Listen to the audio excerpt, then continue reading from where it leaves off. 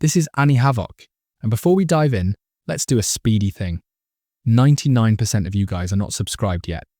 So if you like wild anime surprises like this, subscribe right now. Fine, let's go. What if Ichigo Kurosaki was a Quincy?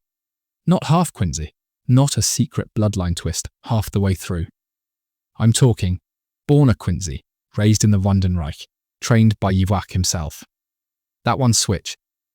It wouldn't just turn the story, it would destroy Soul Society. Let's begin from the start. Here Masaki never dies. She never encounters Isshin. No hollow assault, no sacrifice. She raises Ichigo within the Quincy realm. And Yhwach doesn't forget him this time. He molds him. Ichigo doesn't receive a Zanpakuto. He doesn't battle hollows to save people. He's a pure-blood Quincy fighter, burning with reishi, accuracy, and a mind honed for battle. Masaki lives, no inner turmoil, no hollow abilities, just cold, calculated destruction. And most importantly, no humanity to hold him back. Now switch to the 1,000-year Blood War arc. But Ichigo's on their side. Soul Society, destroyed. The first invasion takes hours. Yamamoto's bankai never even gets utilized.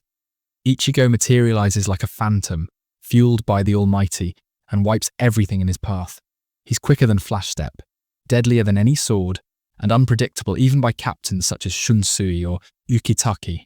One moment he's reaping lieutenants, the next he's standing over Kyoraku, asking if he's ready to fade into reishi. The Gote 13 aren't just outclassed, they're out of their league.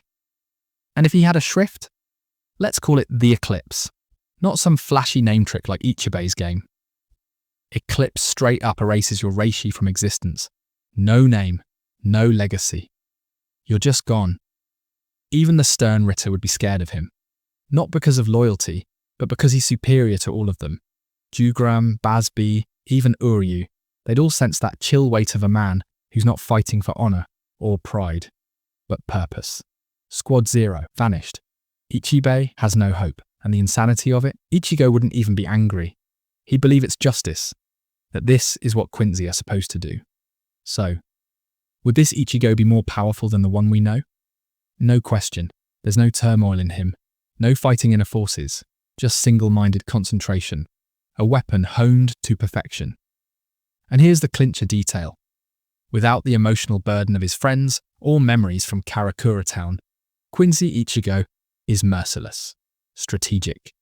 He doesn't think, he acts. Now what about Aizen? Let's get real. Kyoka Suigetsu may deceive everyone else, but not Ichigo with the Almighty. Illusions won't work if you already experienced the future where they didn't. Ichigo would read Aizen like a book and shut it before the first chapter finished. Even if Aizen merges with the Hogyoku once more, Quincy Ichigo would retaliate with reishi so dense that it overwrites the Hogyoku's adaptive programming. Aizen attempts to evolve. Ichigo rewrote the battlefield before evolution could even take effect. He doesn't require a final Getsuga Tensho. He is the endgame.